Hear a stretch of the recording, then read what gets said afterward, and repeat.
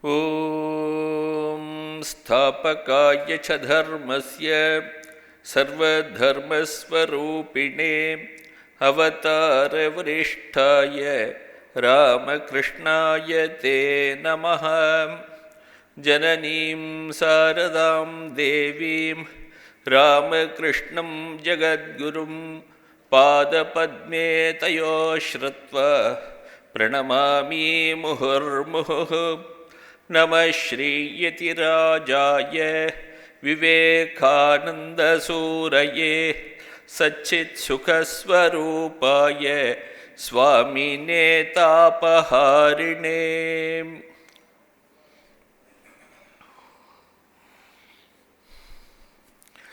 எல்லாருக்கும் நமஸ்காரம்.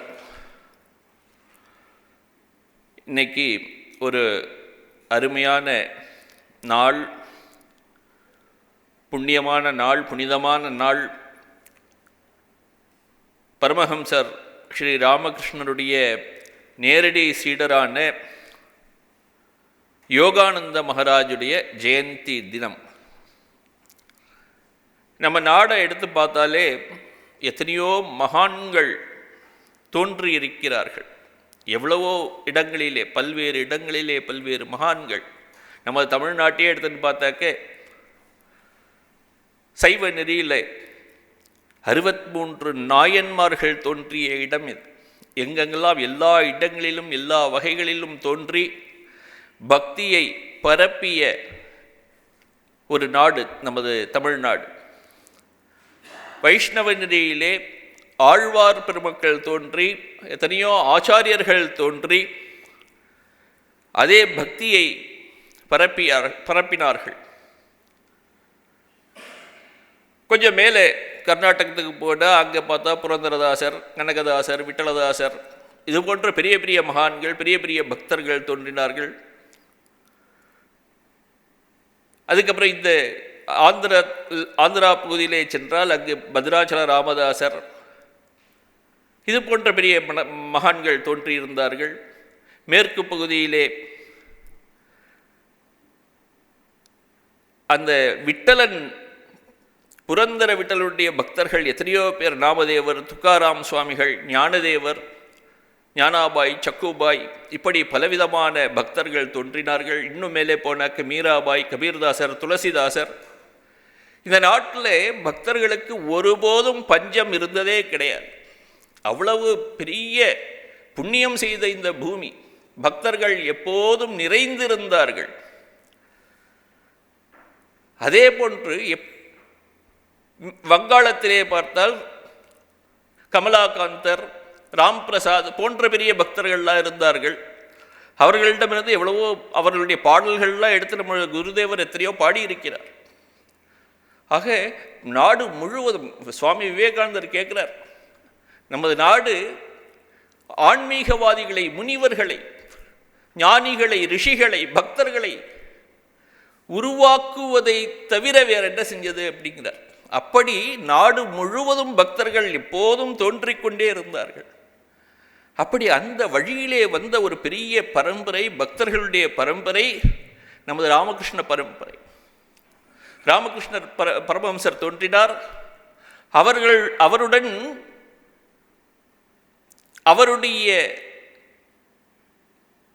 அவர் வந்ததன் நோக்கம் ஒன்று, நாட்டிலே தர்மத்தை ஸ்தாபனம் செய்ய வேண்டும், நிறுவ வேண்டும்ங்கிற ஒரு நோக்கத்திலே வந்தார். அவருடைய நோக்கத்திலே உதவி செய்வதற்காக அவருடன் பல பேர் கீழே இங்கே வந்து இறங்கி வந்தார்கள். நமக்கெல்லாம் தெரியும், விவேகானந்தரை போய் இவர் ராமகிருஷ்ணர் கூப்பிட்டு கொண்டு வந்தார் அப்படின்னு. மற்றவர்கள் பற்றிய கதைகள் அவ்வளவு தெரியாது. ஆனால் பரமஹம்சரே சொல்றார், ராமகிருஷ்ணரே சொல்றார், யோகானந்தர் வேறு யாரும் இல்லை, அவருடைய பூர்வ ஜென்மத்திலே அவர் அர்ஜுனனாக இருந்தார், அர்ஜுனனுடைய அம்சம் இவர் அப்படின்னு. மகாபாரதத்திலே பாண்டவனாக அர்ஜுனனாக யார் இருந்தாரோ அவரே இப்பொழுது யோகானந்தராக வந்திருக்கிறார் அப்படின்னு சொல்லுவார். அப்போது அவர் வரணுன்னா இவர் போய் கூட்டின்னு வந்திருக்கணும். அதுபோல் கூட்டி கொண்டு வந்தவர்கள் இந்த மற்ற மகான்களை விட இந்த ராமகிருஷ்ணருடன் வந்த மகான்கள் ஒரு படி மேலேன்னு சொல்லலாம். மற்ற மகான்கள்லாம் நேராக இறைவனுடன் இருந்து வழிபட்டது கிடையாது. ஒரு ஞான சம்பந்தர் எடுத்துட்டாக்க அவர் சிவனோடையே வாழ்ந்தாரான்னா தெரியாது. அவர் சிவனை மானசீகமாக மனசில் நினைத்து நினைத்து எண்ணி பாடி பக்தியை பெற்று உள்ளே உணர்ந்தார். ஆனால் இந்த பக்தர்கள், இந்த ராமகிருஷ்ணருடன் இருந்தவர்கள்லாம் ராமகிருஷ்ணர் கூடவே வாழ்ந்தார்கள். அப்புறம் பின்னால் ராமகிருஷ்ணரை மனதிலும் ஆராதித்தார்கள். இரண்டு விதத்திலும், பாக்கியத்திலும் வெளியிலும் சரி உள்ளேயும் சரி ஆராதனை செய்தவர்கள். அதனால ராமகிருஷ்ணருடன் வந்த ஒரு பக்தர்கள் எல்லாம் ஒரு படி உயர்ந்தவர்கள். ஒரு ஸ்லோகம் இருக்கு, பிரம்மானந்தம், இந்த 16 சீடர்களை பற்றிய ஒரு ஸ்லோகம். அந்த ஸ்லோகத்தை சொல்லி இன்றைய நிகழ்ச்சியை தொடங்குகிறேன். பிரம்மானந்தம் சிவம் சாந்தம் பிரேமரூபம் நிரஞ்சனம் யோகீஷம் அத்புதம் நித்யம் அகண்டாத்வைத்தலக்ஷணம் விஜானம் திரிகுணாதீதம் துரியாபேதசங்கீதம் சுபோதம் சாரதம் சைவ விவேக சசிபூஷணம் சமன்வயமஹாச்சாரியம் யுகதர்மஸ்வரூபிணம் சர்வதேவஸ்வரூபம் ஸ்ரீராமகிருஷ்ணம் நமாம்யகம் அப்படின்னு ஒரு ஸ்லோகம். ஸ்ரீராமகிருஷ்ணரை சொல்லி, அன்னையை சொல்லி, அவருடன் இருந்த மற்ற எல்லா நேரடி சீடர்களை எல்லாம் சொல்லி எல்லோரையும் வணங்குகிறேன் அப்படின்னு ஒரு அர்த்தமாச்சு. இதையெல்லாம் மனசில் வச்சுருந்தா என்னமோ தெரியல, நம்ம நாட்டில் இருக்கக்கூடிய எல்லா மகான்களையும் மனசில் வைத்து கொண்டு தான் தியாகராஜர் அந்த காலத்தில் சொன்னார், எந்தரோ மகானுபாவுலு அந்தரீக்கு வந்தனமு அப்படின்னு. அப்படி எல்லா சீடர்களையும் நானும் வணங்கி இந்த சொற்பொழிவை தொடங்குகிறேன். முதல்ல சைவ ஆகமத்திலெல்லாம் பார்த்தாக்க, சைவ தாயன்மார்களுடைய வாழ்க்கையெல்லாம் பார்த்தாக்க முதல்ல சொல்லக்கூடியது எப்படி இறைவன் பக்தரை தடுத்தாட்கொண்டார் அப்படிங்கிறது. தடுத்தாட்கொள்றது அப்படிங்கிறது ஒரு பெரிய ஒரு கருத்து. சுந்தரர் இருந்தார், சுந்தரரை தடுத்தாட்கொண்டார். நாவுக்கரசர் இருந்தார், அவரை தடுத்தாட்கொண்டார். இப்படி ஒவ்வொருவரையும் தடுத்தாட்கொள்ளுதல் அப்படிங்கிற ஒரு தத்துவம் இருக்கே, அது உயர்ந்த தத்துவம். பக்தன் எங்கேயாவது வழி தவறி போனாலும் விடுறதில்லை இவர் பகவான், அவரை பிடிச்சி இழுத்துட்டு வந்துடுவார். இது ஒரு பெரிய தத்துவம். அந்த தத்துவம் நம்மளுடைய நேரடி சீடர்களுடைய வாழ்க்கையில், எல்லாருடைய வாழ்க்கையிலும் அதை பார்க்கலாம். இதை பற்றி விரிவாக ஒரு புஸ்தகம் எழுதியிருக்கார் சுவாமி பிரபவானந்தர், first meetings with Swami with Shri Ramakrishna அப்படிங்கிற புஸ்தகம். அதில் பார்த்தாக்க எல்லா டைரக்ட் டிசைப்பிளும், எல்லா நேரடி சீடர்களும் எப்படி ஸ்ரீ ராமகிருஷ்ணரை சந்தித்தார்கள், அவரால் எப்படி தடுத்தாட்கொள்ளப்பட்டார்கள்ங்கிறதெல்லாம் அதில் இருக்குது. இதில் இப்போ இவரோட விஷயத்தில் பார்ப்போம். யோகானந்தருடைய விஷயத்தில் யோகானந்த சுவாமிகளுடைய பூர்வாசிரம பெயர் யோகீந்திரநாத் ராய் சௌத்ரி அப்படின்னு பெயர். அவர் ஒரு பெரிய செல்வந்தருடைய குடும்பத்திலே பிறந்தார். வீடு எங்கே இருந்ததுன்னா தட்சிணேஸ்வரம் கோவிலுக்கு பக்கத்திலே தான் இருந்தது. தட்சிணேஸ்வரம் கோவில் ஒரு பூந்தோட்டம் இருக்கும். அந்த பூந்தோட்டத்திலே பூவை பறித்து கொண்டு கோவிலிலே பூஜை செய்வார்கள். பூத்தோட்டத்திற்கு அந்த பக்கத்தில் இருக்கக்கூடியது இவருடைய வீடு. அதனால ஒவ்வொரு முறையும் அவர்களது வீடுகளிலே பூஜை நடக்கும் போதும் இந்த தோட்டத்திற்கு தான் பூவை பறித்து கொண்டு போகணும். பல முறை யோகானந்தர் சிறுவனாக இருக்கும்போது இந்த பூந்தோட்டத்திற்கு பூக்களை பறித்து கொண்டு செல்வார் தன்னுடைய வீட்டிலே பூஜை செய்வதற்காக. அப்படி பறித்து கொண்டிருக்கும் போது சில நேரங்களிலே பூ எட்டும், சில நேரத்தில் எட்டாது, கொஞ்சம் மேலே இருக்கும். அதனால் அங்கே பூந்தோட்டத்தில் யார் இருக்கிறார்கள்னு பார்த்து அவரை விட்டு கொஞ்சம் பறித்து கொடுக்க சொல்லுவார். சின்ன பையன் தானே, நேராக போய் யாராவது எட்டாது கை. அதனால் அங்கே பார்த்தா இன்னொருத்தர் ஒரு தோட்டக்காரர் மாதிரி ஒருத்தர் நின்று இருந்தார். நேராக அவர்கிட்ட போய், ஆஹா இந்த பூ எட்டலை, கொஞ்சம் பறித்து கொடுங்க. இவரும் பார்த்தார், நேராக போய் அதை பறித்து எடுத்து கொடுத்து. இது போல் ரொம்ப நாள் நடந்துட்டு இருந்தது. அடிக்கடி எப்பெல்லாம் தேவைப்படுறதோ அப்போ இந்த தோட்டக்காரர் பறித்து கொடுப்பார். கொஞ்ச நாள் ஆச்சு. இந்த சிறுவன் அப்படியே கொஞ்சம் வளர்ந்தான். வளர்ந்து பள்ளிக்கூடத்திற்கு போனால் இறுதி நாட்கள் அது பள்ளிக்கூடத்தில் முடித்து காலேஜுக்கு போகணும். என்ட்ரன்ஸ் எக்ஸாமினேஷன் எழுதிட்டு உட்கார்ந்து கொண்டிருக்கிறான். அப்போ தான் அந்த நாட்டில் வங்காளத்திலே ஒரு பெரிய சீர்திருத்தங்கள்லாம் நடக்க ஆரம்பிச்சது. கேசவ சந்திர சென் ஒருத்தர் இருந்தார், பிரம்ம சமாஜத்தை ஆரம்பித்திருந்தார். பல இளைஞர்களும் அதிலே போய் சேர ஆரம்பித்தார்கள். இவரும் அந்த நேரத்தில் அந்த கேசவ சந்திர சென்னால் இழுக்கப்பட்டு அந்த கேசவ சந்திர சென் நடத்திய ஒரு பத்திரிகை இருக்கு, சுலப் சமாச்சார் அப்படின்னு. அந்த பத்திரிகையில் இவர் படிக்கிறார். இந்த ராணி ராசமணி தோட்டம் இருக்கிறது, தட்சிணேஸ்வரம் கோவில். அந்த கோவிலே ஒருவர் இருக்கிறார், ராமகிருஷ்ணர் என்ற பெயர். அவர் பெரிய மகான் என்னமோலாம் எழுதியிருக்கு.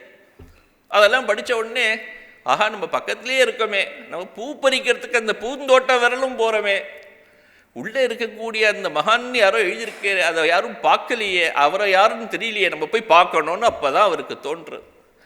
சின்ன ஸ்கூல் வயசுலேருந்து இந்த காலேஜ் வயசு வரையிலும் வாழ்ந்திருக்கிறார். 4-5 வருஷம் 10 வருஷம் இருந்திருக்கார். ஆனால் ஒரு தடவை கூட உள்ளே போய் பார்த்ததில்லை. இந்த பத்திரிகையில் எழுதுறதை பார்த்துட்டு நேராக அங்கே போகிறார். நேராக உள்ளே போய் பார்த்தாக்க உள்ளே எட்டி பார்க்குறாரு. பார்த்தா அந்த பூத்தோட்டத்தில் பூ பறித்து கொடுத்த அந்த பூந்தோட்டக்காரன் உள்ளே உட்காந்துருக்கார். அவரை பற்றி தான் எழுதியிருக்கு. ரொம்ப சந்தோஷமாயிடுச்சு. என்னடா அது, நமக்கு தெரிஞ்சவரை பற்றி தான் எழுதியிருக்கு, ஆனால் இத்தனை நாள் இவரை ஒரு மாதிரி நினச்சிட்டு இருந்தோமே அப்படின்னு அப்போ தான் அவருக்கு தெரியுது. இதுதான் எங்கேயோ எப்போவோ வரக்கூடிய மேலே ஒரு கொக்கி போட்டு பிடிச்சி வச்சிருக்காருன்னு அர்த்தம். விடமாட்டார். ஒரு என்னைக்காவது யாராவது ஒரு சின்ன ஒரு கைங்கரியம் பண்ணிட்டோன்னு வச்சுக்கோங்க, ஏதாவது ஒரு விதத்தில் பகவானோட ஒரு தொடர்பு வந்துடுத்துனாக்க சரியான நேரத்தில் அவர் நம்மை இழுத்து விடுவார். இவர் போய் எட்டி பார்க்குறார். அந்த இடத்துல எத்தனையோ பேர் இருந்து கொண்டிருக்கிறார்கள். இருந்து அவர்கள் எல்லோருக்கும் எல்லாம் அந்த ஆன்மீக உபதேசங்கள்லாம் சொல்லிட்டு இருக்கார். அவர் சொல்கிறதுல என்ன பெரிய தத்துவம் இவருக்கு புரிஞ்சுது அப்படின்னா, பக்தி தான் சாரம், பக்தி தான் சாரம். இறைவன் மீது நாம் பக்தி கொண்டிருக்க வேண்டும். இந்த பக்தி இல்லாத வாழ்க்கை ஒரு வாழ்க்கையே இல்லை. இந்த உலகத்தில் என்ன இருக்குது, எத்தனையோ விதமான பொருட்களை நாம் பெறலாம். இந்த பொருளை பெறுவதற்கும் இந்த பொருளை பெறுவதற்கும் ஒரு வித்தியாசமும் கிடையாது. இந்த பொருளும் நம்மை விட்டு ஒரு நாள் போகப் போகிறது, அந்த பொருளும் ஒரு நாள் நம்மை விட்டு போகப் போகிறது. நித்தியமாக எந்த பொருளும் இந்த உலகத்திலே வராது. இந்த உடலே வராது நம்முடன். வேறு என்ன வரப்போகிறது? ஒன்றே ஒன்று வரப்போகிறது. என்ன அப்படின்னா, அந்த இறைவன் மட்டும்தான் நம்முடன் இருக்க போகிறார். இறைவனை தவிர வேறு யாரும் நமக்கு இருக்க முடியாது.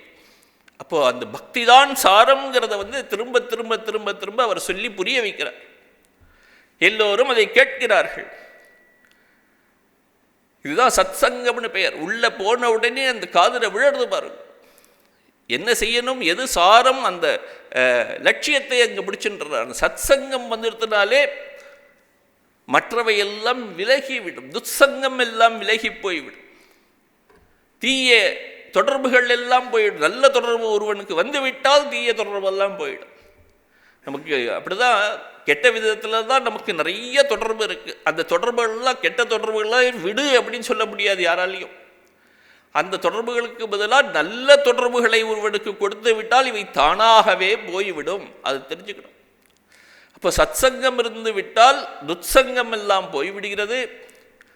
தன்னுடைய லட்சியத்திலே ஒரு பிடிப்பு ஏற்பட்டு விடுகிறது. மோகம் நீங்கி விடுகிறது. தான் யார் என்று அறிந்து விடுகிறான்னு எழுதுகிறார் சங்கரர். சத்சங்கத்வே நிஸ்ஸங்கத்வம், நிஸ்ஸங்கத்வே நிர்மோகத்வம், நிர்மோகத்வே நிಶ್ಚலதத்துவம், நிಶ್ಚலதத்வே ஜீவன் முக்தி.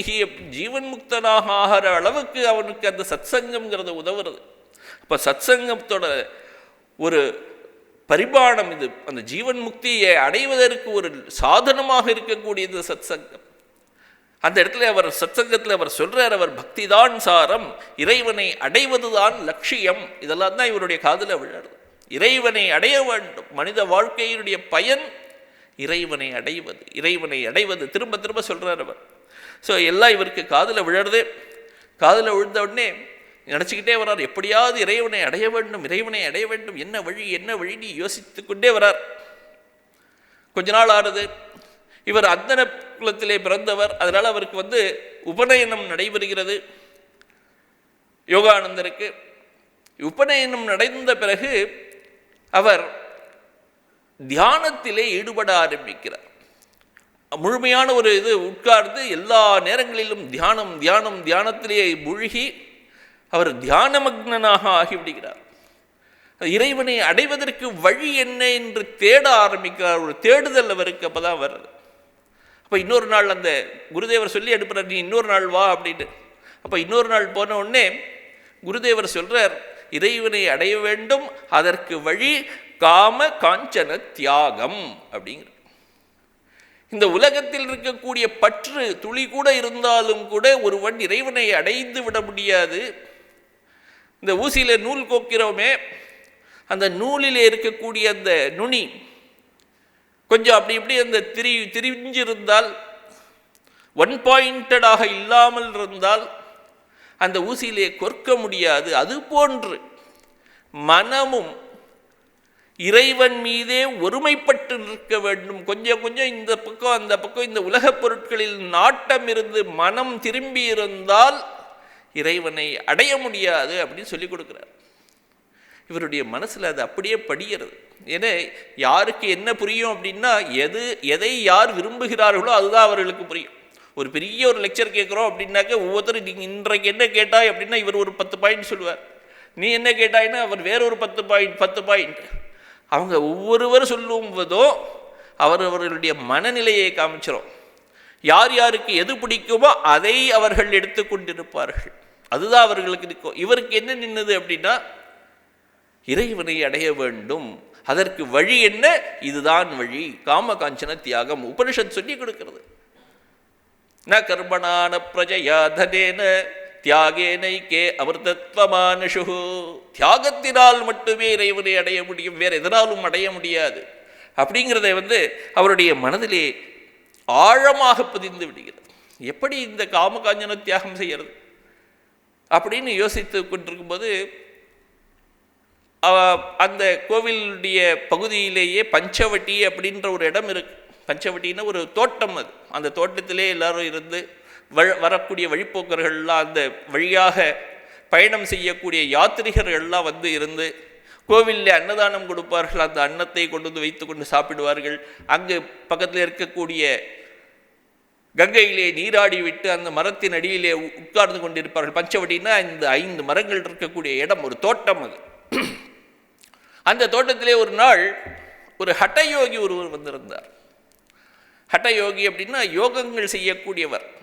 உடலை நன்றாக ஆரோக்கியமாக வைத்துக் கொள்ள வேண்டும்ங்கிறது அதோட தாத்பரியம். அந்த யோகத்தோட ஹட்டயோகத்துடைய நோக்கம் என்ன அப்படின்னா, உடலை நன்றாக வைத்துக் கொள்ள வேண்டும். உடலை நன்றாக வைத்துக் கொள்ள வேண்டும்ங்கிறது நமக்கும் தேவைதான். நம்மளுடைய வேதாந்தமும் சொல்றது, இந்த யாருக்கு உடல் பலம் இல்லையோ அவர்களால் ஆன்மீகத்துக்கு வர முடியாது அப்படின்னு சொல்றது. அதனால்தான் ஆப்யாயந்து மமாங்கானி வாக் பிராண அதெல்லாம் நம்ம சொல்கிறோம். நம்முடைய மனங்கள் நன்றாக இருக்கட்டும், உடல் நன்றாக இருக்கட்டும், கைகால்கள் நன்றாக இருக்கட்டும், இப்படிலாம் நம்ம வேண்டிக்கிறதுலாம் இதுதான். அப்போ உடல் ஒரு கருவி. நமக்கு உடலை கருவியாக வைத்து கொண்டு அந்த இறைவனை அடைய வேண்டும் என்பது ஒரு லட்சியம் நமக்கு. ஆனால் ஹட்டயோகத்தோட லட்சியமே என்னென்ன, உடலை ஆரோக்கியமாக வைக்க வேண்டும். உடலை தவிர வேறு எதுவும் இல்லை. உடல் எவ்வளவு நாள் இருக்க வேண்டும் என்று நாம் நம்முடைய இந்த ஆயுசை நீட்டிக்கொண்டே போக வேண்டும் அப்படிங்கிறது தான் அவர்களுடைய நோக்கம். அதனால அந்த இடத்துல அந்த ஹட்டயோகி ஒருவர் இருந்து அந்த மற்றவர்களுக்கெல்லாம் அந்த ஹட்டயோகத்தை பற்றி சொல்லி கொடுத்து கொண்டிருந்தார். இவரும் போய் பார்த்தார். யோகானந்தர் போய் பார்க்கிறார். பார்த்து நாமும் அதை கற்றுக்க வேண்டியது, அதை கற்றுக்கொண்டால் நமக்கும் பரவாயில்ல, அதனால் ஒருவேளை காமகாஞ்சன எண்ணங்கள் போகுமா இருக்கும் அப்படின்னு அவருக்கு தோன்றுறது. அவர் போய் கற்றுக்க போகிறார். அந்த இடத்துல அதை சரியான நேரத்தில் அந்த இடத்துல குருதேவர் வந்துடுறார், ராமகிருஷ்ணர். இதுதான் சொல்கிற தடுத்தாட்கொள்ளுதல் அப்படின்னு. எங்கெங்கெல்லாம் ஒருவன் தவறாக போகிறானோ அந்த இடத்துல போய் இழுத்துட்டு வந்துடுவார் குருதேவர். விடவே மாட்டார். அங்கே நம்மளுடைய வாழ்க்கையில் நம்ம பார்க்கலாம், நிறைய நேரத்தில் அப்பா கடவுள் மாதிரி காப்பாற்றினார் நம்மளே சொல்லுவோம். சில நேரத்தில் கடவுளே வந்திருக்கலாம், யாருக்கு தெரியும், சொல்ல முடியாது. அப்படி இவர் இந்த இடத்துல நீ அங்கெல்லாம் போகாத, இங்கே வந்துடும் அப்படிம்பார். இவருக்கு என்னமோ மனசில் தோணும், ஆஹா பத்தியா நாம் போய் அங்கே போய் அவர்கிட்ட போய் கற்றுன்ட்டேன்னாக்க இவரோட ஒரு சீடன் ஒருத்தர் குறைஞ்சி போயிடுவார், இவருக்கு ஒரு இது வருது தோன்றுறது, அதனால தான் நம்மளை கூப்பிட்டுன்னு போகிறார் அப்படின்னு நினச்சிப்பார் மனசில் முதல்ல. அதுக்கப்புறம் சரி கூப்பிட்டுட்டார். என்ன பண்ணுறார், இவருடைய யோகானந்தருடைய மனசு எப்படின்னா ரொம்ப இலகினமான மிருதுவான மனசு. யாரையும் அதிர்ந்து பேச மாட்டார், யாருக்கும் ஒரு மனசில் கஷ்டம் கொடுக்க மாட்டார், அப்படிப்பட்டவர். அதனால குருதேவர் கூப்பிட்ட உடனே அவர் வந்துட்டார்.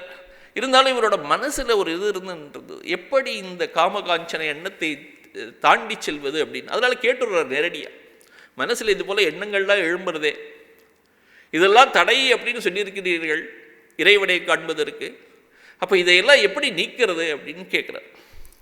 கேட்ட உடனே ராமகிருஷ்ணர் சொல்கிறார், ஹரிநாமத்தை ஜபம் செய், ஹரிநாம சங்கீர்த்தனம் செய், இந்த எண்ணங்கள்லாம் போயிடும் அப்படிங்கிறார்.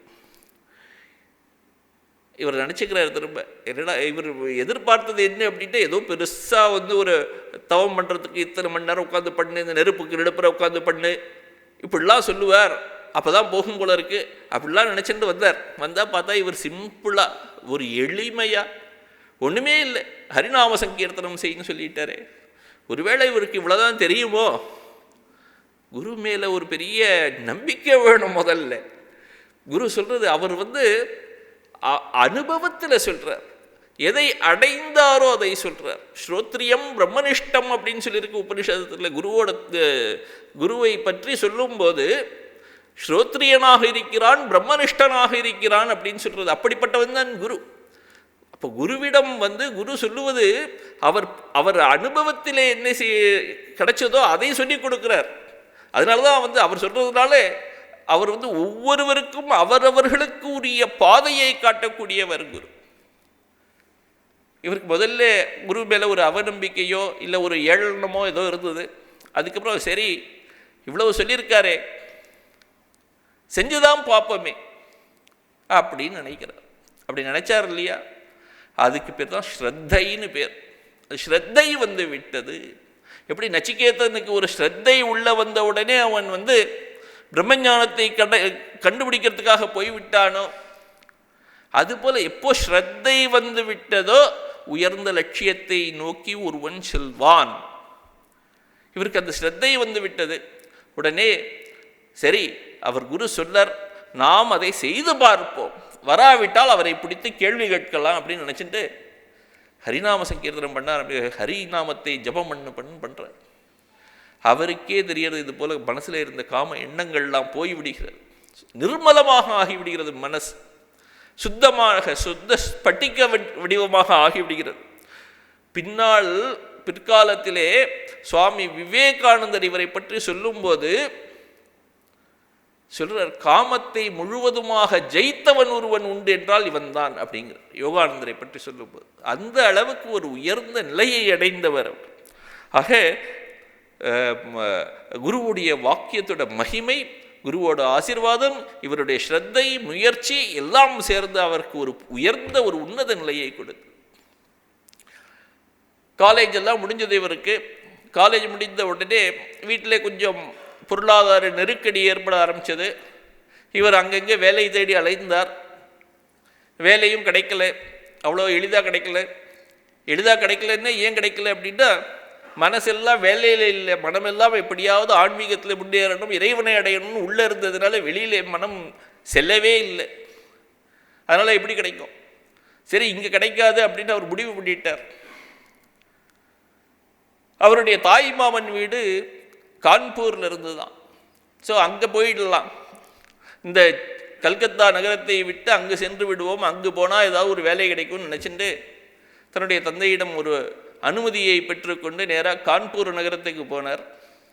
அங்கே இருந்து வேலை தேடுவதற்கு போனார். அங்கேயும் அதே நிலைமை தான். அங்கே போன உடனே அங்கேருந்து வேலைக்கு தேடலை, அவர் போய் ரூமில் உட்கார்ந்து தியானத்தில் முழுக ஆரம்பிச்சிட்டார். அவருடைய தாய் மாமன் பார்த்தார், ஆஹா இப்படி இருந்தால் இவன் இந்த உலகத்திலே இருக்க மாட்டான், துறவியாகிவிடுவான். மனசில் முதல்ல அவருக்கு தோணி போச்சு. அதனால ரகசியமாக ஒரு லெட்டர் எழுதுகிறார் இவனுடைய தாய்க்கு. இது போல் இங்கே இருக்கும்போது இப்படி இருந்தானே ஆனால் எல்லாவற்றையும் துறந்து விட்டு சென்று விடுவான், பின்னால் வருத்தப்பட்டு பயனில்லை, இப்போவே ஏதாவது அவனுக்கு ஒரு கால் கட்டு போட்டு விடுங்கள் அப்படின்னு எழுதுகிறான்.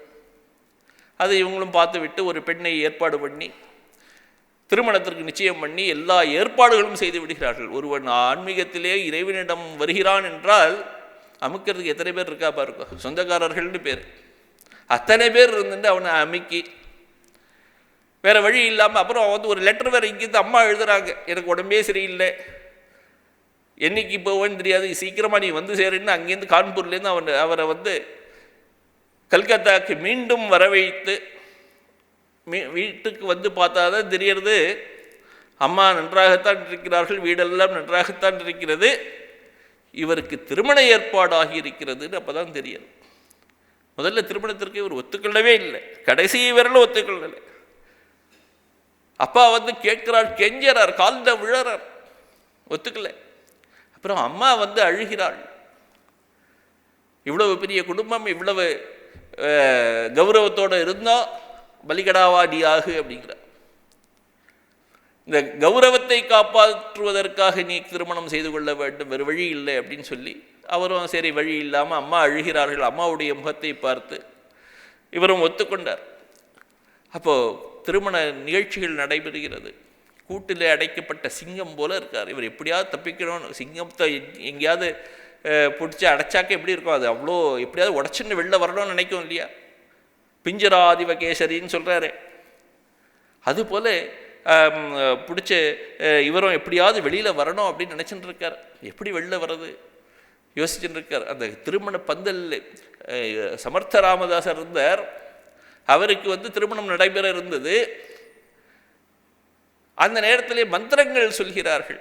சுலக்னே சாவதான் அப்படின்னு ஆரம்பிக்கிறார் அந்த மந்திரம். அதாவது நல்ல நேரம் வந்து விட்டது, கல்யாணத்துக்கு அந்த இது வந்து விட்டதா, முகூர்த்தம் வந்து விட்டது, எச்சரிக்கையாக இரு அப்படின்னு சொல்லி, எச்சரிக்கையாக இருன்னு மற்றவர்களாக இருந்து ஆசீர்வாதம் பண்ணுன்னு சொல்கிறதுக்கு அந்த வருது அந்த மந்திரம். இவருடைய காதில் என்ன விழுது அப்படின்னா, ஆஹா திருமணம் வருது, எச்சரிக்கையாக இரு, நீ ஓடி போயிடு அப்படின்னு. இவர் பார்த்தார், ஆஹா மாட்டின்டாக்க நமக்கு வந்து திருமண பந்தத்திலே மாட்டிக்கொண்டால் ஒரு இடத்திலே தான் ஒருவருக்கு தான் சேவை செய்ய முடியும், நாட்டிற்கு சேவை பண்ண அவருடைய பர்பஸே வந்து அந்த மராட்டிய நாடுன்னு ஒன்று கட்டியமைக்க வேண்டும். பின்னாடி அவருடைய ராமருடைய அருள்னால், அவர் வரப்போகிற ஆஞ்சநேயரோட அருள்னால் அவர் எப்படி ஒரு இடத்துல கட்டி வைக்க முடியும்? அவருடைய காதில் அப்படி விழுந்தவுடைய அவர் எழுந்து ஓடி போயிடுறார் அங்கேருந்து. அதுபோல் இவருடைய காதிலேயும் இவரும் அந்த மணப்பந்தலில் உட்கார்ந்து கொண்டிருக்கிறார். எப்படி தப்பிக்கிறதுனே தெரியல. இவர் அங்கே உட்கார்ந்துன்னு கத்துறார், இறைவா இறைவா, கடவுளே கடவுளே, காப்பாற்று காப்பாற்று. மற்றவங்கள்லாம் அங்கே இருந்துட்டு பக்கத்தில் இருக்கக்கூடிய தோழிகள்லாம் இருந்துட்டு கேலி செய்கிறார்களாம். அதெல்லாம் வேறு போட்டிருக்கு அவருடைய வாழ்க்கையில். அப்படி பல பேரும் இருந்து கொண்டு கேலி செய்து கொண்டிருந்தார்கள். ஆனாலும் இவருடைய மனம் எப்படிப்பட்டதுன்னா, ஒரு நம்ம முன்னாடியே சொன்ன மாதிரி ஒரு மிருதுவானது, ஒரு ரொம்ப சாஃப்ட் நேச்சர்டு பர்சன். அதனால தான் அவர் பேரில் ஒரு ஸ்லோகம் இருக்குது, யோகானந்தம் மகாபூஜ்யம் மிருதுஷீலம் அப்படின்னு. மிருது அப்படின்னா மிருதுவானவர் நம்ம சொல்கிறோம் இல்லையா, அப்படி. அதே நேரத்தில் வந்து திருடவிரதம், அவரோட எடுத்துக்கொண்ட விரதங்களிலே ஒரு திடமான பிடிப்புடன் இருக்கக்கூடியவர், அப்படிப்பட்டவர் அவர். அதனால் அவர் அந்த அம்மாவுடைய அழுகைக்கு தாங்காமல் அந்த திருமணத்திற்கு ஒத்துக்கொண்டு திருமணம் நடந்து முடிந்து விடும். ஆனாலும் அவர் வந்து மனைவியுடன் இருந்ததே இல்லை. அதுக்கப்புறமே திருமணம் முடிந்த பிறகே அவர் வந்து ரொம்ப வாழ்க்கையில் ஒரு பிடிப்பில்லாமலாகி விடுகிறார். என்னடா அது, வாழ்க்கையோட நோக்கமே இறைவனை அடைவதுங்கிற ஒரு நோக்கம், அதுதான் நோக்கம். இப்போ அந்த நோக்கமே போயிடுத்தே, பாழாய் விட்டதே, அப்போ வாழ்க்கையே போச்சு அப்படின்னு சொல்லி ஒரு பெரிய மனசில் எப்போ பார்த்தாலும் ஒரு வெறுமை வெறுப்பு இப்படியே வந்துன்றது. புலம்பின்றே இருந்தார். இந்த லைஃப் போய்விட்டது, இதுக்கப்புறம் எப்போ இன்னொரு லைஃப் வருமோ, திரும்பவும் இந்த மனித பிறவி எப்போ கிடைக்குமோ யோசிச்சுட்டு இருக்கார். என்ன பண்ணுறதுனே தெரியல. நம்ம குருதேவர் எத்தனை சொல்லியிருக்கார், காமகாஞ்சனத்தை விட வேண்டும்னு. நம்ம என்னடானா இந்த திருமண பந்தத்திலே மாட்டிக்கொண்டு விட்டோமே, இப்போ திரும்ப குருதேவர்கிட்டையும் போக முடியாதே, அவர்கிட்ட போய் எப்போ எந்த மூஞ்சியை வச்சுட்டு போய் பார்ப்பேன் அப்படின்லாம் மனசில் யோசிச்சு வெறுத்து போய் உட்கார்ந்துட்டு இருந்தார். அப்போ தான் இவருக்கு தெரிய வருது, ராமகிருஷ்ணருக்கு இது பற்றி தெரிய வருது, இவருக்கு திருமணம் ஆகிவிட்டது. இங்கே இன்னொரு இடத்துல வந்து திரும்ப தடுத்தாட்கொள்கிறார் பாருங்க. விடுவாரா? போன ஜென்மத்திலேயே அவர் கிருஷ்ணராக இருந்தபோது அவருடன் அர்ஜுனனாக இருந்தவர் யோகானந்தர். அதே யோகானந்தர் அதே அர்ஜுனனாக யார் இருந்தாரோ அவரே இப்பொழுது யோகானந்தராக இங்கே வந்திருக்கார். விட்டுருவாரா இல்லை? ஸோ அதனால் எப்படியாவது யோகானந்தரை வர வைக்க வேண்டும் சொல்லி 2-3 தடவை ஆள் அனுப்புகிறார். யோகானந்தருக்கு ராமகிருஷ்ணரை பார்ப்பதற்கு எப்படி பார்க்கறதுன்னு ஒரு எண்ணத்தினாலே திரும்ப வரவே மாட்டேன்னு இருக்கார். எப்படியாவது ஒரு தந்திரம் பண்ணியாவது அவனை கூட்டின்னு வரணும் அப்படின்னு சொல்லி ராமகிருஷ்ணர் ஒரு தந்திரம் பண்ணுறார். என்ன அப்படின்னா, அந்த திருமணத்துக்கு முன்பாக யோகானந்தரிடம் இந்த கோவில்லேருந்து ஒருத்தர் கொஞ்சம் பைசா கொடுத்து இந்த பொருள்லாம் வாங்கிட்டு வான்னு சொல்லியிருக்கார் கோவிலுக்கு. அவரும் கோவிலுக்கு வேண்டிய பொருட்களை எல்லாம் வாங்கி யார் மூலமாகவோ அனுப்பிச்சிட்டு மீதி பைசாவை நான் அப்புறமா தரேன்னு சொல்லிவிடு அப்படின்னு சொல்லி வச்சுருக்கார். அதுதான் கொக்கி. அங்கே என்னடா அது மீதி பைசா வரலையே அப்படின்னு சொல்லி அதை தெரிஞ்சின்ற ராமகிருஷ்ணர், இந்த பார் ஒரு பெரிய நல்ல குடும்பத்தில் பிறந்தவன், மற்றவங்கள்ட்டெல்லாம் சொல்கிறார், அவருடைய யோகானந்தருடைய ஃப்ரெண்டுகிட்டெல்லாம், நல்ல குடும்பத்தில் பிறந்தவன் பார் பணத்தாசை பிடிச்சிருக்கானே, கொடுத்த பைசாவை திருப்பி கொடுக்க வேண்டாமா அப்படின்னு ஒரு அபாண்டமாக ஒரு பொய்யை சொல்லி பரப்பி விடுறார். வத்தி வச்சார். உண்மையிலேயே சொல்ல போனால் இந்த இது நேராக வத்தி வச்சா அழகாக கரெக்டாக அவங்க காதில் போய் விழும் இல்லையா? அதே போல் இதுவும் இந்த இடத்துல நேராக போய் அவர்கிட்டயே போய் சொல்லிட்டாங்க, இது போல் குருதேவர் ராமகிருஷ்ணர் உன்னை பற்றி இப்படி சொல்லிட்டார் அப்படின்னு. அவருக்கோ கோபமாக வந்தது. என்னடா அது, நான் அப்புறம் தரேன்னு தானே சொல்லியிருந்தேன், தரமாட்டேன்னு நான் சொன்னேன், இதோ போய் நான் இப்போவே அந்த கணக்கை செட்டில் பண்ணிடுறேன் பார், இனிமே அவர் மூஞ்சிலேயே முழிக்கக்கூடாது, இதோ போகிறேன் அப்படின்னு சொல்லிட்டு பைசாவை எடுத்து நேராக அங்கே போனால் இவர் அதை பற்றி ஒன்றுமே பேசலை. அவரோட கையை பிடிச்சிண்டு, என்னப்பா இது, இந்த இடத்திலே ஒரு நம்பிக்கை இருந்தால், ஒரு பக்தி இருந்தால், ஒரு திருமணம் என்ன 1000 திருமணம் வேணாலும் பண்ணிக்கலாம், நான் பண்ணிக்கலையா திருமணம் அப்படிங்கிறார் அவர். திருமணமாகிவிட்டால் இந்த இறைவனை அடைந்து விட முடியாதா? நிச்சயமாக முடியும், பக்தி இருந்தால் முடியும். உனக்கு எந்த பாதை வேண்டும் என்பதை நீ சொல். துறவியாக ஆகி துறவு வாழ்க்கையை வாழ விரும்பினால் அதையும் சொல், அதற்கும் நான் ஏற்பாடு படுகிறேன். இல்லை, இல்லறத்தில் இருந்து கொண்டு இல்லறத்தின் மூலம் இறைவனை அடைய விரும்பினால் அதையும் சொல், அதையும் செய்து வைக்கிறேன் அப்படின்னு சொல்லி ஒரு நாள் அதுக்கப்புறம் சொல்கிறார், உன்னுடைய மனைவி உனக்கு தடையாக இருப்பாள் என்று நீ எண்ணினால் அவளை இங்கு ஒரு நாள் அழைத்து கொண்டு வா, செவ்வாய்க்கிழமை அல்லது சனிக்கிழமை என்று அழைத்து வான்னு சொல்லி அவளுக்கும் ஒரு ஆசீர்வாதம் செய்து, அதுக்கப்புறம் அந்த மனைவியுடைய பொறுப்பை நான் ஏற்றுக்கொண்டு விட்டேன் அப்படின்னு அவர் சொல்கிறார். அதுக்கப்புறம் தான் யோகானந்தருக்கு ஒரு பெரிய மன சுமையே இறங்கினா மாதிரி ஆச்சு. இதெல்லாம் தடுத்தாட்கொள்ளுதல், இப்படியெல்லாம் உபதேசங்கள் எல்லாம் வெறும் உபதேசத்தில் மட்டும் தடுத்தாட்கொள்ளுதல் இல்லை, லீலைகள் வழியாகவும் தடுத்தாட்கொள்ளுதல். நம்மெல்லாம் எதுக்காக இந்த பெரியவர்களுடைய மகான்களுடைய சரித்திரங்கள்லாம் திரும்ப படிக்கிறோம் அப்படின்னா, அந்த லீலையெல்லாம் நம்ம மனசிலே நினைத்து நினைத்து நினைத்து நடத்தி காட்டிக்கணும் மனசில். அதில் ஆனந்தம் இருக்குது. இறைவனுடைய சேஷ்டைகள்னு சொல்லுவோம் இல்லையா, லீலைகள், அதில் ஒரு பெரிய ஆனந்தம். அப்படி அந்த இவரை யோகானந்தரை தடுத்தாட்கொண்டிருக்கிறார். பலவிதமான உபதேசங்கள் செய்திருக்கிறார். நீ உன்னுடைய மிருதுவான மனதினால், இளகிய மனதினால் நீ மீண்டும் எல்லாவற்றிலும் மாட்டிக்கொள்வாய், இந்த உலகத்திலே இருக்கக்கூடிய சூழ்ச்சிகளில் நீ மாட்டிக்கொள்வாய், அப்படி இருக்கக்கூடாது அப்படின்னு திரும்ப சொல்கிறார். நமக்கு எல்லாருக்கும் ஒரு ஃபேமஸ் இன்சிடெண்ட் தெரியும். போய் அவரை ஒரு பாத்திரத்தை போய் வாங்கிட்டு வர சொல்கிறார் அடுப்பில் வைக்கிறதுக்கு. இவர் போய் ஏதோ வாங்கிட்டு வர்றார், அந்த கடைக்காரன்கிட்ட போய் பைசாவை கொடுத்துட்டு அதை வாங்கிட்டு வந்துடுறாரு. அப்புறம் பார்த்தா தான் தெரியாது அந்த பாத்திரத்தில் ஒரு ஓட்டை இருந்தது. கேட்டாக்க, ஆஹா நான் நல்ல இடத்துல தான் வாங்கினேன், அவன் ஒரு பக்தன், அவன்கிட்ட தான் போய் வாங்கினேன் அப்படின்னு சொல்கிறார். அப்போ ராமகிருஷ்ணர் சொல்லி கொடுக்குறார், அவன் பக்தனாக இருக்கலாம், ஆனால் நீ ஏன் ஏமாளியாக இருந்த? நீயும் பக்தனாக இருக்கிறார், பக்தனாக இருக்க வேண்டும் என்பதுதான் ஒன்றே தவிர, ஆனால் ஏமாளியாக இருக்க வேண்டும் என்பது அல்ல. அவன் ஒரு வியாபாரம் செய்வதற்காக அவன் வந்திருக்கிறான் அப்படின்னு சொல்லி அவருக்கு அந்த இடத்துல உலகத்தை பற்றியும் ஒரு உபதேசம். இப்படி நிறைய உபதேசங்கள். குரு என்ன சொல்கிறாரோ அதை அப்படியே வார்த்தைக்கு வார்த்தை பின்பற்ற வேண்டும் என்பதை ஒரு இடத்துல சொல்லிக் கொடுக்கிறார். அவருடைய அறையிலே ஏதோ ஒரு இடத்திலே இந்த அவருடைய படுக்கையை மடித்து வைக்கக்கூடிய இடம் இருக்குது குருதேவருடைய அறையிலே. அந்த அறையிலே அந்த படுக்கைக்கு அடியிலே ஒரு கரப்பாம்பூச்சி இருந்தது. அந்த கரப்பாம்பூச்சியை வெளியே கொண்டு போய் அடித்து கொன்று விட்டு வா அப்படின்னு சொல்கிறார் அவர். இவர் எடுத்துன்னு போய் நேராக கொண்டு போய் தூரங்க விட்டுட்டு வந்துடுறார். ஏன்னா இவருடைய எண்ணம் என்னென்ன, ஐயோ எதுக்கும் ஒரு தீங்கு பண்ணக்கூடாது அப்படின்னு. அப்போ குருதேவர் சொல்கிறார், உன்னது குரு என்ன சொன்னாரோ அதை 100% பின்பற்றியாக வேண்டும் அப்படிங்கிறார். இது ரொம்ப ரொம்ப முக்கியமானது. சீடர்களுடைய வாழ்க்கையிலே இது முக்கியமான ஒரு இன்ஸ்ட்ரக்ஷன். இதை ஃபாலோ பண்ண வேண்டியது. குருதேவருக்கு இந்த 16 சீடர்கள் இன்னர் சர்க்கிள் அப்படின்னு சொல்லுவார், உள்வட்டத்திலே இருக்கக்கூடிய சீடர்கள் அப்படின்னு. அன்னைக்கு 2 பேர், ஒருவர் சாரதானந்தர், இன்னொருத்தர் யோகானந்தர். இவர்கள் இருவரும் அன்னையின் இன்னர் சர்க்கிள் அப்படின்னு சொல்லுவார்கள். ஸோ இந்த யோகானந்தர் ராமகிருஷ்ணருக்கும் இன்னர் சர்க்கிளாக இருந்திருக்கிறார், உள்வட்டத்திலே இருந்திருக்கிறார், அன்னைக்கும் உள்வட்டத்திலே இருந்திருக்கிறார். அதோடு இல்லாமல் குருதேவருடன் வந்த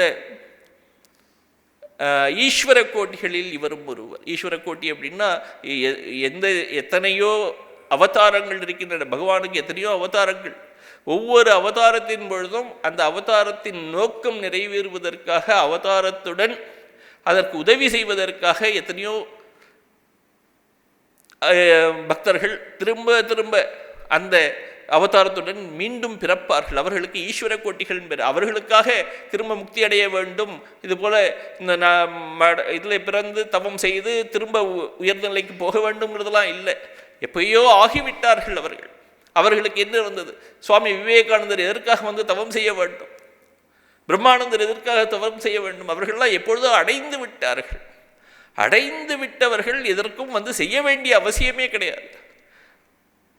மற்றவர்கள் செய்ய வேண்டும், மற்றவர்களுக்கு வழிகாட்ட வேண்டும் என்பதற்காக மற்றவர்களுக்காக காட்டிவிட்டு செல்கிறார்கள். அப்படிப்பட்டவர்கள் ஈஸ்வர கோட்டிகள். இந்த உலகத்திலே பிறந்து தவம் செய்து அதன் பிறகு நாம் முக்தியை அடைய வேண்டும் என்று நாம் எல்லாம் முயற்சி செய்து கொண்டிருக்கிறோம். எத்தனையோ பேர் முயற்சி செய்து கொண்டிருக்கிறார்கள். அவர்களுக்கு ஈஸ்வர கோட்டிகளுக்கு முயற்சி செய்ய வேண்டிய அவசியம் இல்லை. அவர்கள் முன்னமையே இதையெல்லாம் அடைந்தவர்கள். இதுதான் ஸ்ரீ ராமகிருஷ்ணர் சொல்லும்போது, சில எல்லா செடிகளும் பொதுவாக பூ பூத்து விட்டு காய்க்கும் அப்படிம்பார். ஆனால் சில செடிகள் இருக்கின்றன, முதல்ல காய் வரும், அப்புறம் தான் பூவே வரும். உதாரணமாக இந்த பரங்கி, பூஷணி இதெல்லாம் பார்த்தா முதல்ல காய் வந்துடும், அப்புறம் தான் பூ வரும். அது போன்றவர்கள் இவர்கள். முதல்ல இவர்களெல்லாம் எதை அடைய வேண்டுமோ அடைந்து விட்டவர்கள். அதன் பிறகு மற்றவர்கள் நன்மைக்காக, மற்றவர்களுக்கு தெரிவிப்பதற்காக, மற்றவர்களுக்கு போதிப்பதற்காக தவங்களை செய்து காட்டி கொடுக்கிறார்கள். அது போன்றவர் இவர். அதனால இவர் அன்னையின் முதல் சீடர். ஒரு முறை ஸ்ரீ ராமகிருஷ்ணர் தன்னுடைய இந்த பூத்த உடலை விட்டு மறைந்த பிறகு அன்னையார் காசி, பிருந்தாவனம் முதலிய க்ஷேத்திரங்களுக்கு பயணம் செய்கிறார். அப்போ அன்னையுடன் சென்றவர்களில் ஒருவர் சுவாமி யோகானந்தர். அன்னைக்கு அப்போ ஒரு காட்சி கிடைக்கிறது பிருந்தாவனத்திலே. யோகானந்தர் இருக்கிறார். அந்த யோகானந்தருக்கு தீட்சை கொடுக்க வேண்டும் அப்படின்னு அன்னைக்கு காட்சி கிடைக்கிறது. குருதேவருடைய காட்சி. குருதேவரே சொல்லிக் கொடுக்கிறார். யோகானந்தர் இருக்கிறார், அவருக்கு மந்திர தீட்சை கொடுங்கள் அப்படின்னு. அன்னையை கேட்கிறார்கள். நான் அந்த யோகானந்தருடன் பேசியதும் இல்லை. அவனை அழைத்து நான் எப்படி அவனுக்கு தீட்சை கொடுப்பதாக சொல்கிறது அப்படின்னு கேட்ட உடனே, அதுக்கப்புறம் வேறு வழியே இல்லை. ஸ்ரீராமகிருஷ்ணர் யோகானந்தருடைய கடவுளையும் போய் அன்னையிட்ட போய் தீட்சை வாங்கிக்கணும்னு சொல்லி, அப்புறமா அவர் அன்னையிடம் தீட்சை கேட்டு அப்புறம் அன்னையிடமிருந்து தீட்சை பெற்றுக்கொள்கிறார். இப்படியாக அன்னையின் முதல் சீடராக இருந்தவர் யோகானந்தர் ஒரு உயர்ந்த ஞானி. ஜீவன் முக்தர் நம்ம சொல்கிறோம் இல்லையா, அந்த ஜீவன் முக்த லட்சணங்கள் என்னெல்லாம் கீதையில் சொல்லியிருக்கோ அதெல்லாம் அப்படியே இவருக்கு பொருந்தும். ஒரு முறை சுவாமி விவேகானந்தர் அமெரிக்கா போகிறதுக்கு முன்னாடி, ஸ்ரீராமகிருஷ்ணர் மறைந்த பிறகு ஒரு பெரிய கஷ்டத்தில் இருந்தது மடமே. மடம்ங்கிறதே கிடையாது. அப்போ இந்த இளைஞர்கள் மட்டும் எங்கேயாவது இருந்து எங்கேயாவது போய் யாரிடமாவது இருந்து பிக்ஷை ஏற்று சாப்பிட்டு வராக நகரம்ங்கிற ஒரு மடத்தில் இருந்தார்கள். அந்த மடமும் பார்த்தாக்க அது மடமே கிடையாது, அது ஏதோ ஒரு வீடு, அது பேய் வீடுன்னு சொல்லுவார்கள், ஏதோ ஒரு ஆவி பிடித்த வீடு. அந்த வீட்டிலே வேறு யாரும் கொடுத்துறதுக்கு வரவில்லைங்கிறதுனால அது ரொம்ப பாழடைந்து கிடந்த இடம். தரைதளத்திலே செடிகள் கொடிகள்லாம் படர்ந்து பாம்பு புற்றெல்லாம் இருந்த இடம். அந்த இடத்திலே வேறு வழி இல்லாமல் இவர்கள்லாம் இருந்தார்கள். வெளியில் போவதற்கு வேஷ்டி சட்டை கிடையாது, ஒரே ஒரு வேஷ்டியை 4-5 பேர் வைத்துக் கொண்டு யார் வெளியிலே போகிறார்களோ அவர்கள் அதை மாற்றி கட்டி கொண்டு சென்றார்கள். இப்படி இருந்த நிலை. அப்படி இருந்த காலத்திலே வெளியிலே சென்று ஒரு முறை யோகானந்தர் பிக்ஷைக்கு செல்கிறார். யாரோ ஒரு வீட்டிற்கு போன உடனே அந்த வீட்டு பெண்மணி அப்பொழுதுதான் காலையிலே வீட்டிலே வாசலிலே தண்ணீர் தெளித்து பெருக்கிக் கொண்டிருந்தாள். அந்த இடத்துல இவர் போய் பிக்ஷை கேட்ட உடனே அந்த பெண்மணிக்கே ஒரு பெரிய கோபம் வந்து விட்டது. சாதுக்களுக்கு பிக்ஷை கொடுக்கறதுங்கிறது ஒரு பெரிய விஷயம், அந்த பரம்பரையாக இந்த நாட்டிலே வந்த விஷயம் அது. சங்கரர் அந்த ஒரு பெண்மணி வீட்டில் போய் கேட்ட உடனே அந்த பெண்மணி நினைக்கிறாள், ஆஹா வீட்டில் ஒன்றுமே இல்லையே அப்படின்னு வீட்டுக்குள்ளே போய் பார்க்குறா. ஒரு சின்ன நெல்லிக்கனி இருந்தது, அதுவும் அழுகின நெல்லிக்கனி, அதை கொண்டு கொடுத்து, மனசு முக்கியம், மனசு தான் முக்கியம், என்ன கொடுக்குறாள்ங்கிறது முக்கியம் இல்லை. ஆகா இந்த குழந்தைக்கு கொடுக்க முடியவில்லையே, பிரம்மத்தை நாடி வந்திருக்கிற குழந்தை, பிரம்மச்சாரின்னா அதான் அர்த்தம், பிரம்மத்தை நாடி இருப்பவனுக்கு பிரம்மச்சாரின்னு பெயர். அப்படி பிரம்மத்தை நாடி வந்திருக்கின்ற குழந்தையை, இறைவனை அடைய வேண்டும்ங்கிற நிலையிலே இருக்கக்கூடிய குழந்தை அது கேட்கிறது, அதற்கு கொடுப்பதற்கு நமக்கு எதுவும் இல்லையேன்னு ஒரு சங்கோச்சத்தோட கையில் இருக்கிறத அப்படியே கொண்டு கொடுக்குறார். கொடுத்த உடனே சங்கரர் பார்த்த உடனே ஒரு பெரிய அம்பாள்கிட்ட வேண்டிக் கொண்டு, லக்ஷ்மி தேவிகிட்ட வேண்டிக் கொண்டு கனகதாரா ஸ்தோத்திரம்னு ஒன்று சொல்லி, அங்கம் ஹரேஹே அப்படின்னு புலக்க பூஷணம் ஆசிரயந்தி அப்படின்னு ஆரம்பித்து அம்பாள் பேரில் தேவி லக்ஷ்மி தேவி பேரில் ஒன்று எழுதின உடனே லக்ஷ்மி தேவி மனமுருகி ஒரு பெரிய கட்டாட்சம், லக்ஷ்மி கட்டாட்சம், வீடு முழுக்க தங்கத்தினால் நிரம்பி போச்சு. இப்போது என்ன இது அப்படின்னா, அந்த பிக்ஷை கொடுக்கறதுங்கிறது அந்த இறைவனை நாடி யார் செல்கிறானோ அவனுக்கு அந்த பிக்ஷை கொடுக்க வேண்டியது. ஏன்னா இவனுடைய மனம் இந்த உலகத்திலே இருக்கக்கூடிய பொருட்களிலே போயிடக்கூடாது. மனம், அந்த சிறுவனுடைய மனம், யார் பிக்ஷையை வாங்குவதற்கு வந்திருக்கிறானோ, ஒரு யோகி, ஒரு ஞானி வந்திருக்கிறானோ, பக்தன் வந்திருக்கிறானோ, அவனுடைய மனம் இறைவனிடமே நிற்க வேண்டும். அதற்கு பொறுப்பு அவனும் பொறுப்பு, மற்றவர்களும் பொறுப்பு. அவனுடைய மனம் சிதறிவிடக்கூடாது. இந்த உலகத்திலே எப்படி சம்பாதித்தால்தான் சாப்பிட முடியும், அவனுக்கு சாப்பாடை கொடுத்து விடுங்கள். ஸோ கொடுத்து விட்டால் அவனுடைய மனம் வெளியிலே செல்லாது, இறைவனிடம் செல்லும். அப்போது அதனால தான் சங்கரர் எழுதுறார், பைக்ஷச்சரியம் சரந்தா அப்படின்னு எழுதுறார். பிக்ஷான்ன மாத்திரேன துஷ்டிம் ரமந்தா அப்படிங்கிறார்.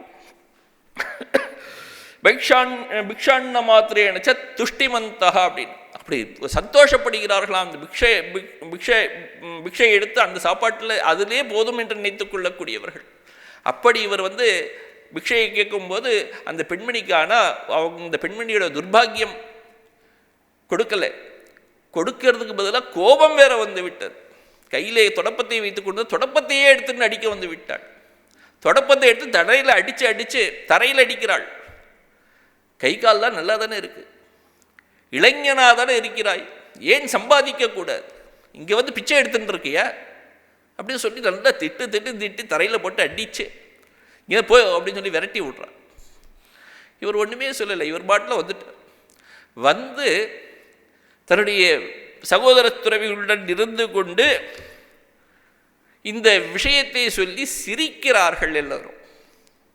யாரோ அடிச்சிட்டாருன்னா, தொடப்பு கட்டையில் அடித்தாருனாக்கா அதுவும் கோபம் வர வேண்டாமா, சிரிப்பு தான் வருது இவர்களுக்கு. இதுதான் கீதையில் சொல்லக்கூடிய நிலை. ஒரு ஞானியோட நிலை என்ன அப்படின்னா, அவனை புகழ்ந்தாலும் சரி இகழ்ந்தாலும் சரி இரண்டையும் சமமாக எடுத்துக்கொள்பவன் அவன்தான் ஸ்தித பிரக்யன்னு பெயர். துல்லிய நிந்தாஸ்துதிர் மௌனி சந்துஷ்டோ ஏன கேனச்சித்து. துல்லிய நிந்தா ஸ்துதி, நிந்தை பண்ணினாலும் சரி, துதி பண்ணினாலும் சரி, இரண்டையும் சமமாக ஏற்றுக்கொள்பவர். நம்மளுடைய இந்த சன்னியாசி கீதத்திலையும் ஒரு ஸ்லோகத்தில் எழுதுறார், யார் நிந்தை பண்ணினாலும் சரி, யார் துதி பண்ணினாலும் சரி, யார் சமமாக இருக்கிறானோ அவன் யோகி என்று எழுதுறார் அவர். அதுபோல இவர் யோகி. யோகியோட லட்சணம் எது? துல்லிய நிந்தாஸ்து திரமௌடி சந்துஷ்டோ ஏனக்கே நச்சித்து அனிகேதா ஸ்திரமதிஹி பக்திமான் மே பிரியோ நரஹா. அர்ஜுனனுக்கு சொன்னார் கிருஷ்ணர், இப்படி இருக்கிறவன் எனக்கு மிகவும் பிரியமானவன் அப்படின்னு. அப்போ அதே போன்று ராமகிருஷ்ணருக்கு மிகவும் பிரியமானவர் யோகானந்தர். எப்போ என்ன கிடைக்கிறதோ, எது கிடைக்கிறதோ, கிடைக்கிறதில் சந்தோஷப்படக்கூடியவர்கள். இதுதான் வேண்டும் அதுதான் வேண்டும் என்று ஒரு மனசிலே சங்கல்பம் எதுவும் இல்லாதவர்கள். எதிர்ச்சாலாப சந்துஷ்டா அப்படின்னு சொல்லுகிறார் பகவத்கீதை. அப்படி எதிர்ச்சாலாப சந்துஷ்டனாக இருக்கக்கூடியவர்கள் துவந்த்வாதீதகள். துவந்த்வாதீதா அப்படின்னாக்க சுகம் துக்கம் இவை இரண்டையும் கடந்தவர்களாக இருக்கக்கூடியவர்கள். விமத்சரஹா, அந்த மத்சரம் அப்படின்னாக்க மற்றவர்களை பார்த்து ஒரு கோபம், ஒரு அசூயை, இதெல்லாம் இருக்கின்றது. விமத்சரகான அது இல்லாமல் இருக்கிறவர். இவன் எனக்கு பிக்ஷை கொடுத்தான் அப்படின்னு அவனுக்கு ஆசீர்வாதம் பண்ணுறது, இவன் எனக்கு பிக்ஷை கொடுக்கவில்லை அப்படின்னு சொல்லி அவனுக்கு ஆசீர்வாதம் பண்ணாமல் போகிறது, இது ரெண்டும் இல்லாமல் இருக்கக்கூடியவர்கள். எதுவாக இருந்தாலும் சந்தோஷமாக ஏற்றுக்கொண்டு, எல்லோரையும் நண்பனாக ஏற்றுக்கொண்டு, எல்லோரையும் சமமாக பார்க்கக்கூடியவர்கள். அதனால தான் எதிர்ச்சாலாப சந்துஷ்டகான்னு சொல்லியிருக்கு. சமசித்தாவசித்தௌச்ச கிருத்வா பின்ன நிபத்தியதே. அப்படிப்பட்டவர்கள் இந்த சம்சாரத்தில் சிக்காதவர்கள் அவர்கள். அப்படிப்பட்டவர்கள். அப்படி அர்ஜுனனுடைய யோகானந்தருடைய நிலை, அந்த ஸ்திதப்பிரக்ஞ நிலை, உயர்ந்த இடத்தில் நின்ற நிலை, அதையெல்லாம் அமைத்து கொடுத்தவர். அதை ஒரு பெரிய ஒரு செடி மரமாக வளரணும்னு அந்த தோட்டக்காரன்றது அது மற்ற இடத்துலேருந்து காப்பாற்றிகிட்டே வரணும். ஒரு ஆடு மாடு வந்து கடிச்சிடக்கூடாது, புயல் காற்றில் நசிஞ்சு போயிடக்கூடாது, நிறையா தண்ணி மழை பெஞ்சு அது வந்து அழிந்து விடக்கூடாது, தண்ணி இல்லாமல் பட்டு போகக்கூடாது. எப்படி ஒரு குழந்தை, ஒரு வீட்டிலே குழந்தை வளர வேண்டும் என்றால் தாய் இருந்து கொண்டு அதை எப்படி வளர்த்து எடுக்கிறாளோ அது போன்று சீடனை குரு வளர்த்து எடுக்கிறார். அப்படி வளர்த்தெடுக்கப்பட்டவர் 16 சீடர்களை வளர்த்திருக்கிறார். அதில் ஒருவர் இந்த யோகானந்தர். அவருடைய புண்ணிய தினம் இன்றைக்கு. அவரை பற்றி நினைக்க நினைக்க நினைக்க, அந்த எப்படியெல்லாம் அவர் வளர்க்கப்பட்டார் நினைக்க நினைக்க, எதை பற்றி நாம் நினைக்கிறோமோ அது நமக்குள்ளே ஒளிரும். எந்த ராமகிருஷ்ணரை பற்றி நீங்கள் நினைத்தால் அந்த ராமகிருஷ்ணர் கொஞ்சமாக ஒளிர ஆரம்பிப்பார், உள்ளே வர ஆரம்பிப்பார். அதுதான் அவருடைய பிறந்த நாள்ங்கிறதுக்கு அடையாளம் என்ன அப்படின்னா, அவர் உள்ளே பிறக்கணும். மற்ற வெளியிலே பிறந்து என்ன பயன்? யாரோ எத்தனையோ கோடி பேர் இந்த உலகத்திலே பிறந்து போகிறார்கள். அதற்கும் நமக்கு என்ன சம்பந்தம்? ஒன்றுமே இல்லை. ஆனால் இவர் ஏன் நமக்கு சிறப்பு அப்படின்னா, இவர் வெளியில மட்டும் பிறக்கலை, உள்ளே பிறக்க வேண்டும் என்ற நமக்கு ஒரு எண்ணம் இருக்கிறது.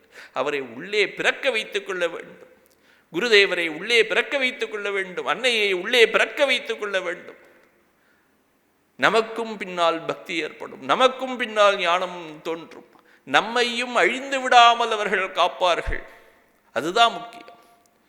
இப்போ இந்த ஒரு நல்ல நாளிலே அவர்களை எல்லாம், இந்த பெரியோர்களை எல்லாம் யோசித்து மனதிலே வைத்து தியானித்து அவர்களுடைய திருவடிகளை பணிந்து அவர்களை வேண்டிக் கொண்டு நாம் நமது வாழ்க்கையை நடத்தி கொள்வோமாக. ஓம் சாந்தி ஷாந்தி ஷாந்தி. ஹரி ஓம் தத்சத். ஸ்ரீராமகிருஷ்ணார்ப்பணமஸ்து.